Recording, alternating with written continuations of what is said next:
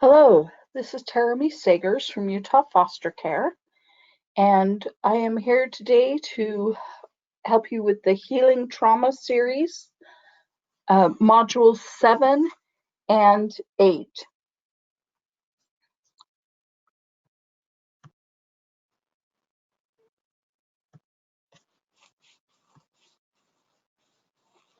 So, first thing we're going to be talking about today is becoming an advocate for your child. This is number 7 and 8 in the trauma-informed care, becoming an advocate and promoting and supporting trauma-focused assessment and treatment for your child. So we're going to start off going to your My Child, and this would be My Child -15, so MC15 on your handouts. And you're going to start with the circle of the child in the middle, and then you're going to create a bubble around them. We're creating a team of everyone that is in the child's life, including their birth family, the birth parents, other birth family members, and of course you. And then we're going to expand that out a little further of who else is on their team. If they're in foster care, we have a caseworker, we likely have a therapist, we have medical doctors. If they are school age, we have their teachers. If they are struggling with things with school, we may have a special ed teacher. We may have other friends and family members that we can include as people on this team. Once you've established who those team members are, I'd like you to draw lines out to them based on the type of connection that they have with your child, whether it's strong and positive or helpful, whether it's weak or stressful for them. Now, ideally, every person on the team, legal team, every person on the team should be striving for the same goal. They're trying to help your child be safe, have positive development, and maintain a stable well-being and get permanency.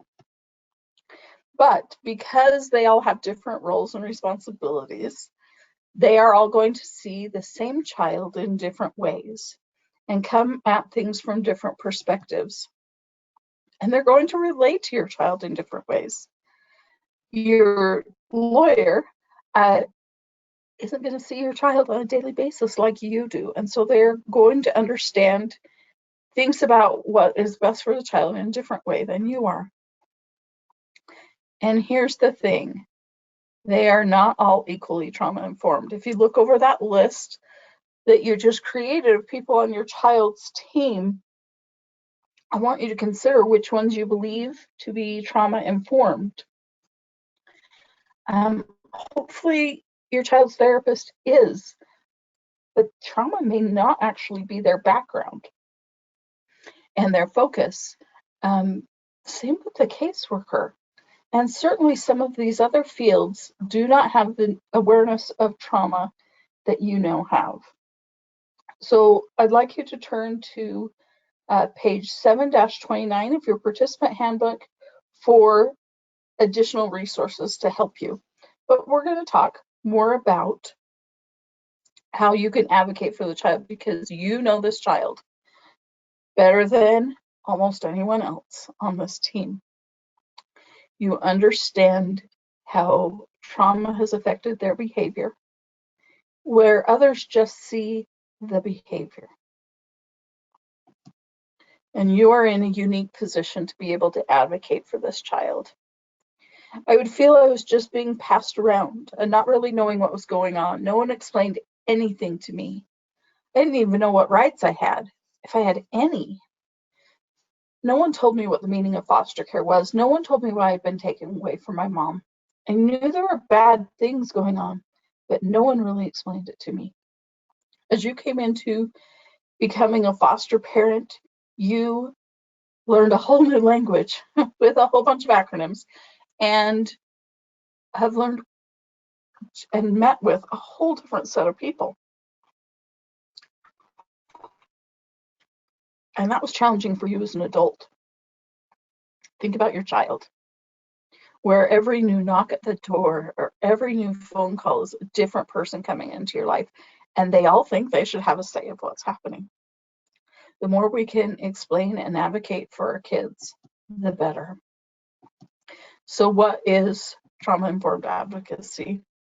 This is helping other people understand the impact trauma has had on your child. It's promoting the importance of psychological safety and sharing strategies for helping your child deal with overwhelming emotions and problem behaviors. And it's sharing strategies not only with the child, but sharing these strategies with teachers. And so we're going to talk about that some more in just a minute. You're supporting positive, stable, and enduring relationships in the life of your child. If they have a positive connection with someone, we work to help maintain that. And we help others to see our child's strengths and our resilience. Sometimes all they see is the negative, and we need to be able to point out the positives. And then we need to advocate for trauma-specific services that our child needs. When I first came into being a foster parent, I've been a licensed foster parent for 19 years now, and I would not say this was my strength. It was advocacy. But I've learned with time, one, the importance of it, and two, how to do it and how to do it effectively. And then know when you need support. So when we do this in a group setting, we have people pair up, and they have to explain their child's trauma history to someone. And typically, in part because of my bias and my experience, I learned how to advocate for my kids through the foster care system, but that skill has been most useful when advocating for them with the education system, because that is where my boys have faced the most challenges.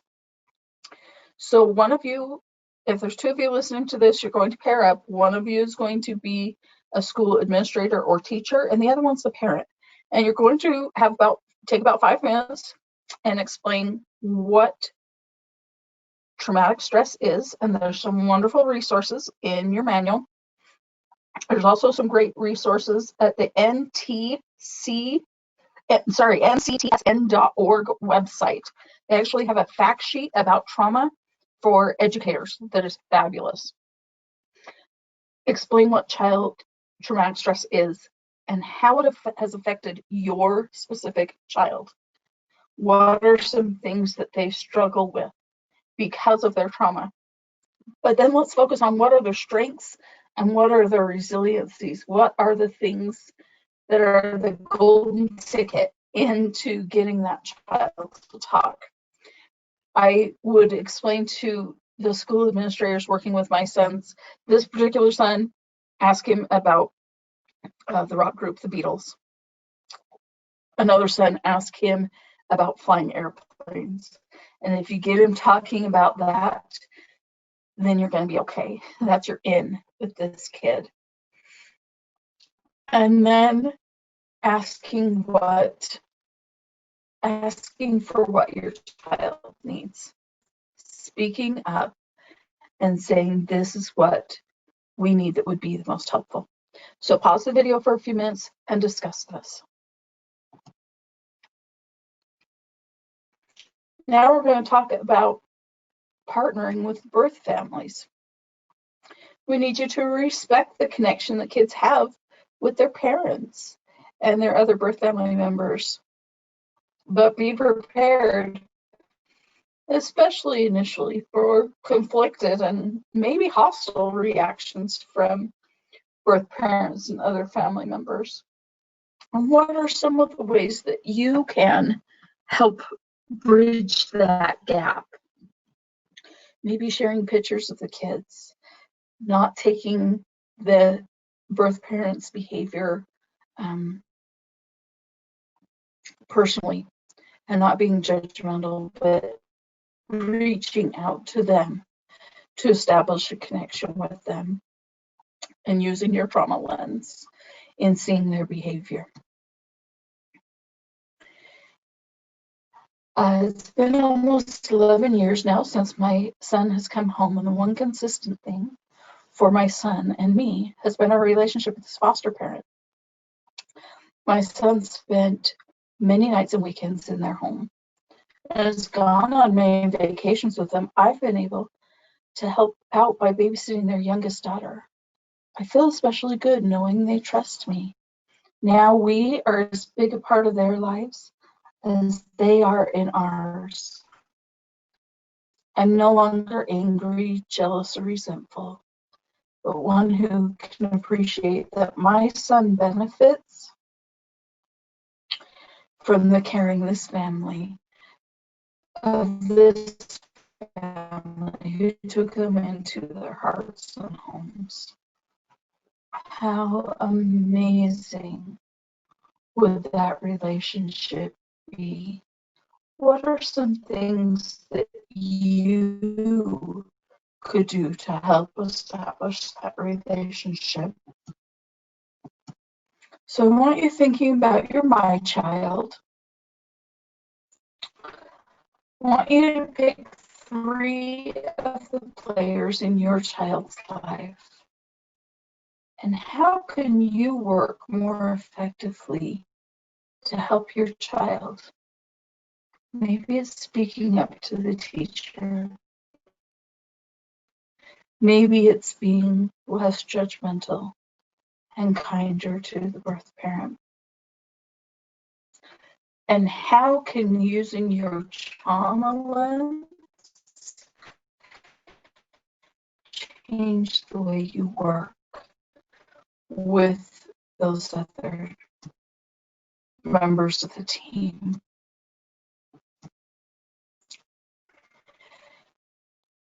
How do we help children heal? We need to understand when they need help. We need to learn about what a trauma-focused assessment is, understand the basics of trauma therapy.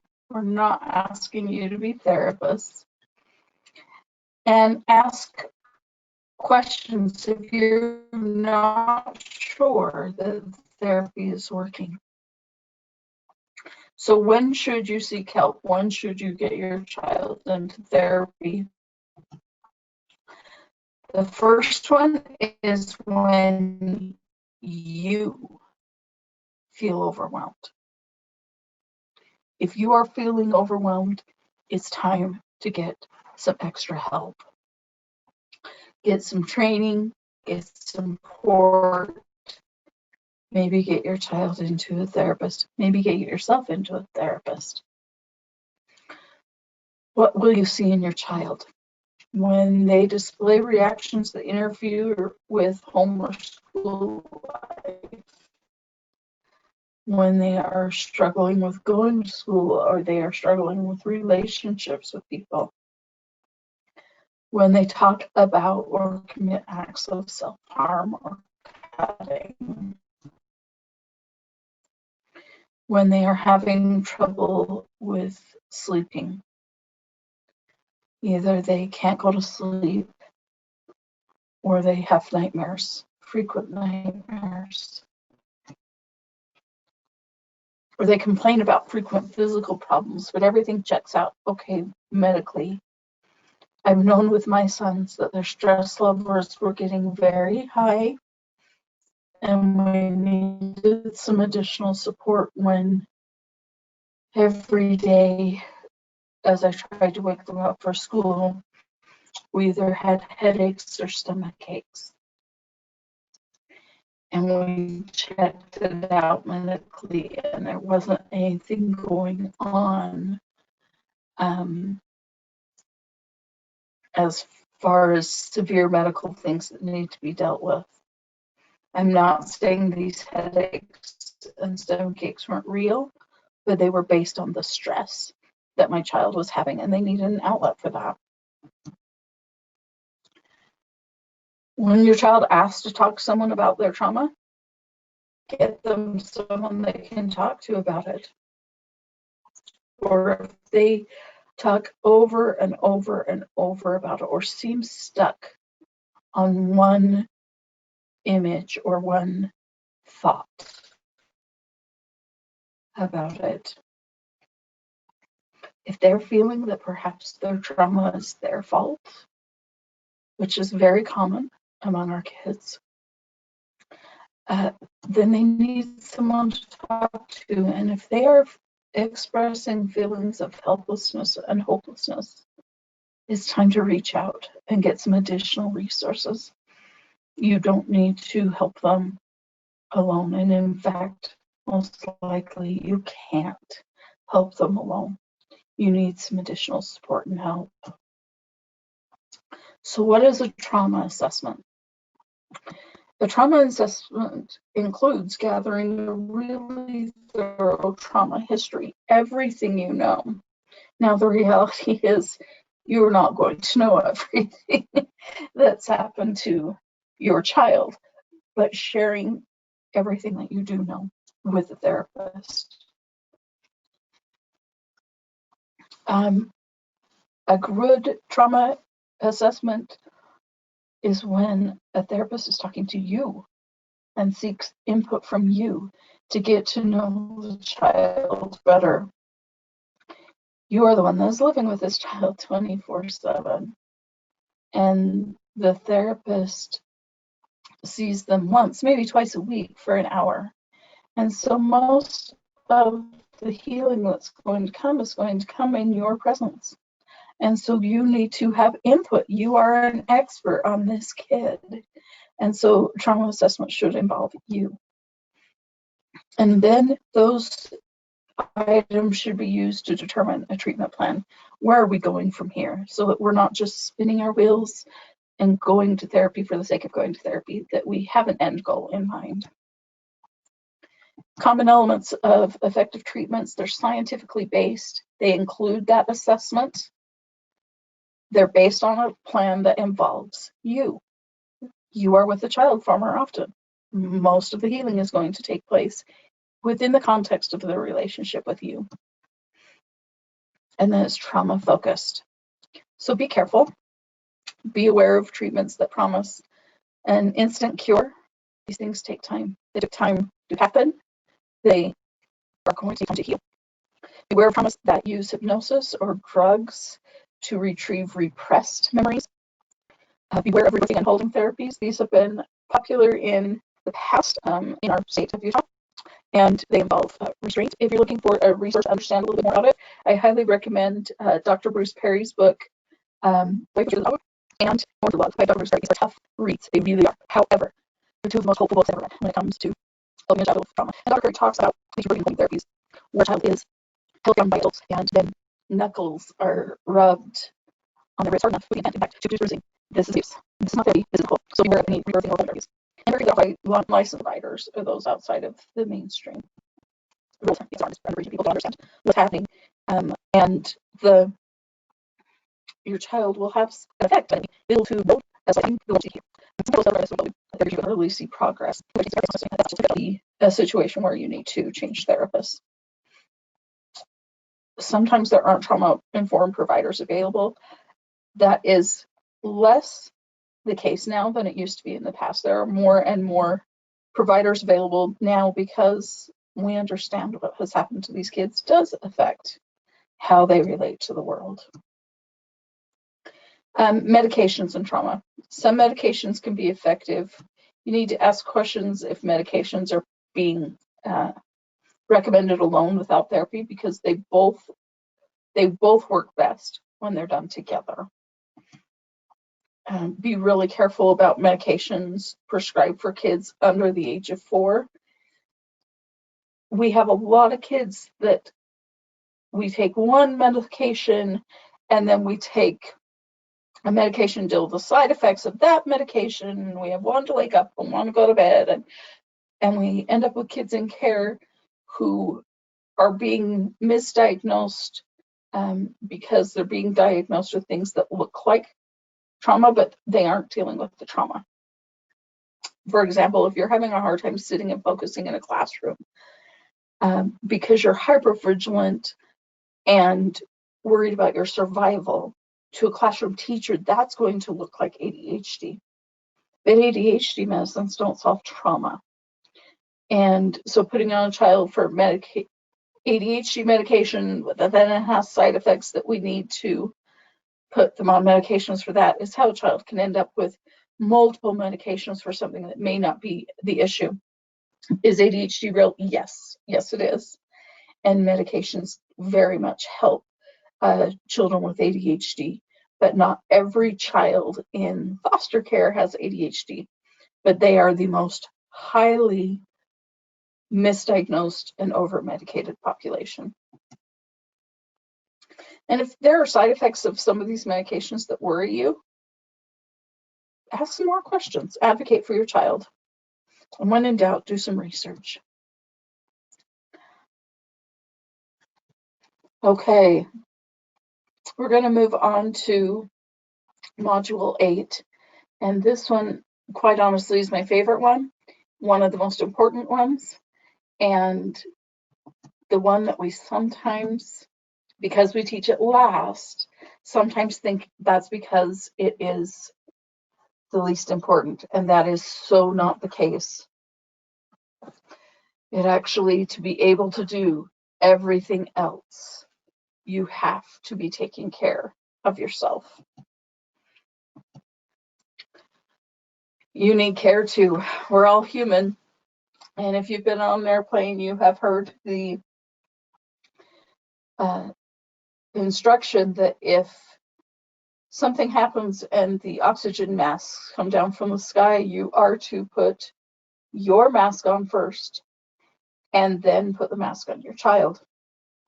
And sometimes we think, well, no, a caring parent would take care of their child first. But I want you to think of two scenarios. One, you're flying with a toddler and the masks drop down and you put their mask on first. What's the likelihood that your toddler knows how to put your mask on and help revive you, even though you are critical for them coming through this challenge? They're not going to know how to revive you and put your mask on. The other scenario I want you to imagine is you're traveling with a teenager who may or may not know how to put the mask on you, but may or may not choose to do it for you based on whether or not they're feeling grumpy with you that day. You've got to put your own mask on. You've got to take care of yourself, and then you can help the child. Yet by time, my heart has learned to glow for others' good and melted others' woe. Homer, not Simpson. So we're going to talk about compassion fatigue. What are the warning signs that you are becoming overwhelmed in dealing with your child, with their trauma history and their needs? You are mentally and physically exhausted. You are not sleeping well. You are using alcohol, food, or other substances to combat your stress and comfort yourself. I know chocolate is my go-to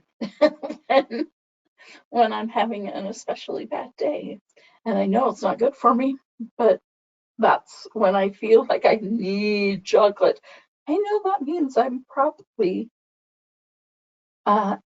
experiencing more compassion fatigue when I'm so tired of dealing with everybody else's stuff that I just can't anymore. And it disrupts my sleep. And I know myself, and I know I definitely need to get enough sleep. When you start feeling really numb and distanced from life, when you feel less satisfied by the work that you do, when you are sad and moody and grumpy with everybody, and when you are having the headaches and stomach aches that I told you that my boys have when their stress level is high. All of these things are things that we look at with our children with compassion, but it can be draining. And so we need to be taking care of ourselves. So we're going to do a self-care checkup. And this is pages 8-21 and 8-22 in your manual. Question number 1. How often do you eat breakfast? Most days, once or twice a week, every month or so, or D, what's breakfast? Number 2, when's the last time you had a really good laugh? Sometime in the last couple days, last week, last month, 1972. How often do you spend social time with a friend or friends? Most days, once or twice a week, every month, when I run into someone at the store. How frequently do you connect with other foster parents? Most days, once or twice a week, every month or so. Rarely. How often do you watch a movie or a TV show that you want to see? Most days, once or twice a week, every month or so. Can't remember. When's the last time you said no to something you really didn't want or feel able to do? This morning, last week, last month, it never occurred to me. Number 7, when's the last time you let someone take care of you? Yesterday, last week, sometime this year, 1973. Number 8, how often do you sleep enough to feel rested during the day? Most nights, once or twice a week, every month or so. Ugh, I'm too tired to remember. Number 9, when's the last time you read something just for fun? Today, last week, last month, 3rd grade. I found I was like that.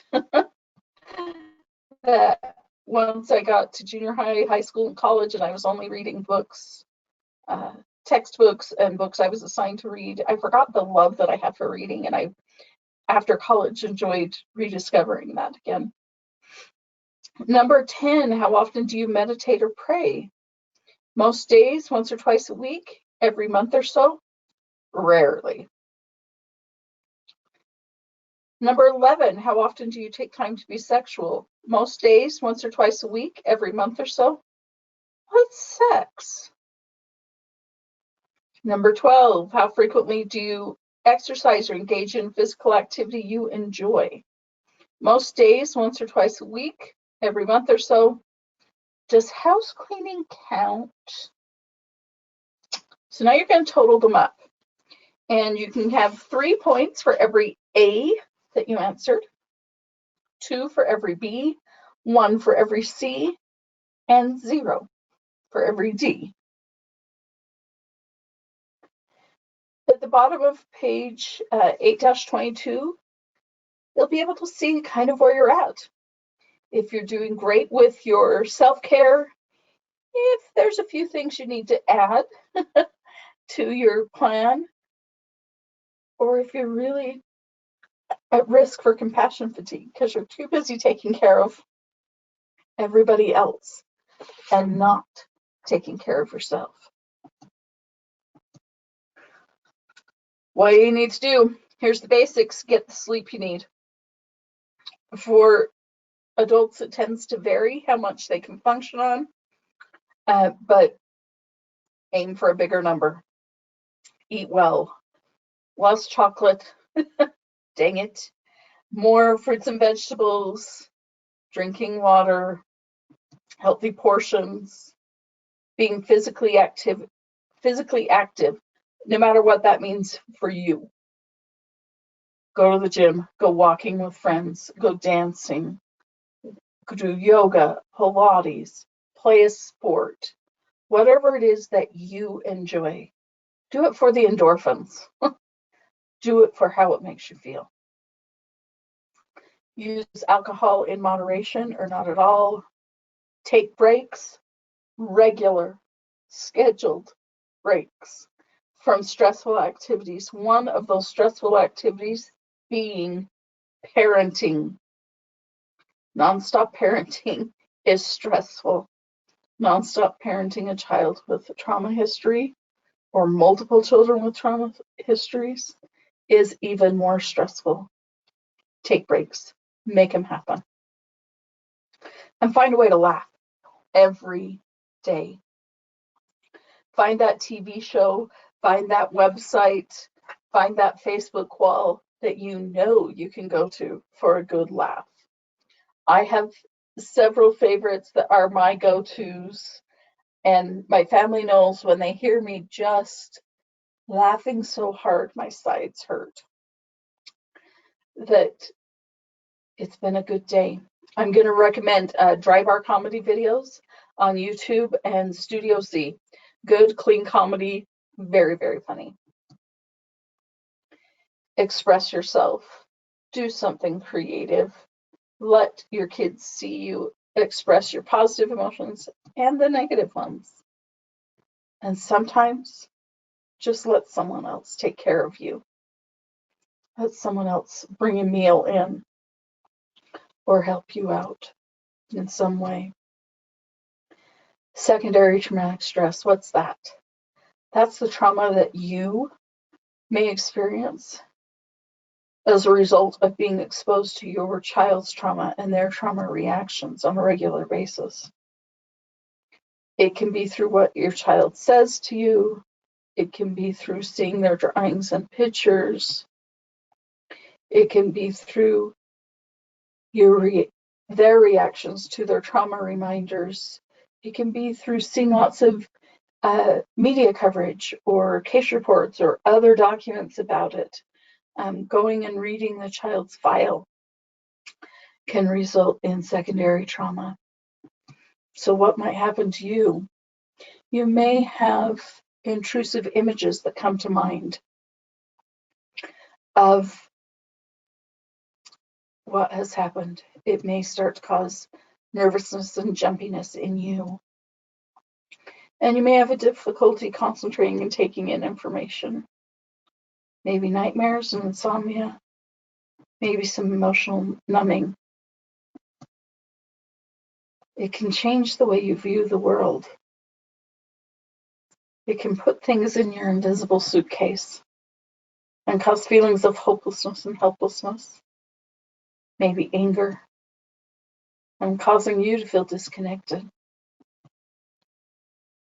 You might start to lose perspective, identifying too closely with your child, which then causes you to respond in a disproportionate way or withdraw from your child as it becomes your own. I would like you to go to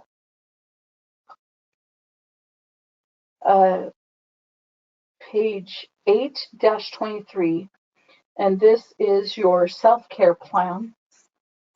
And I will be skipping through some slides to get to there real quick.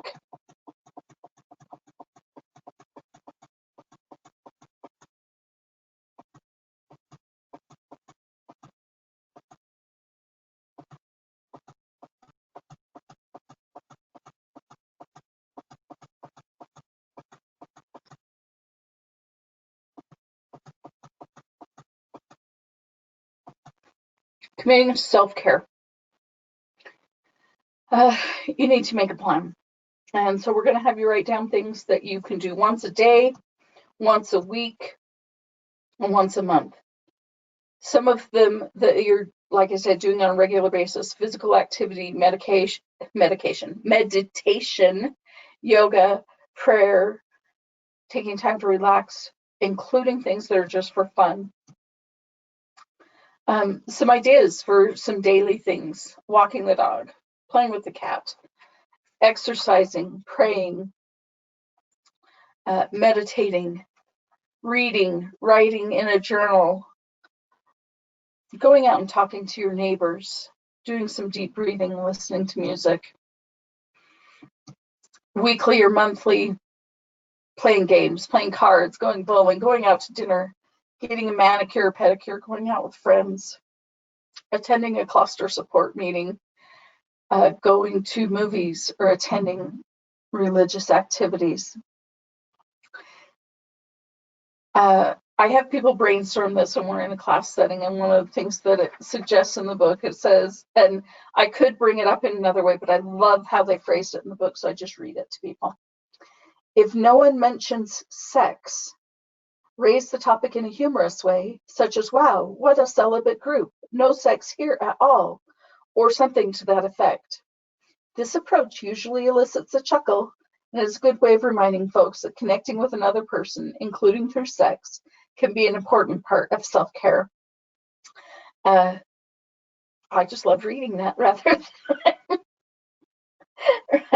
than mentioning it in another way, putting it all together. Here are the 9 elements of trauma-informed parenting that we've been going over. Take some time. One of the challenges people tell me about self-care is finding the time. I've tried to make this video a little bit shorter today so that you can eke out a little bit more time on your own. If you've dedicated a certain amount of time to be able to watch this video, you'll have some extra time available to you now so that you can go and actually do this. You can go and actually take care of yourself so that you can be able to be a better advocate and a better support to these children that you love. This has been the Healing Trauma series. This is module 7 and 8. Thank you. Make it a good day.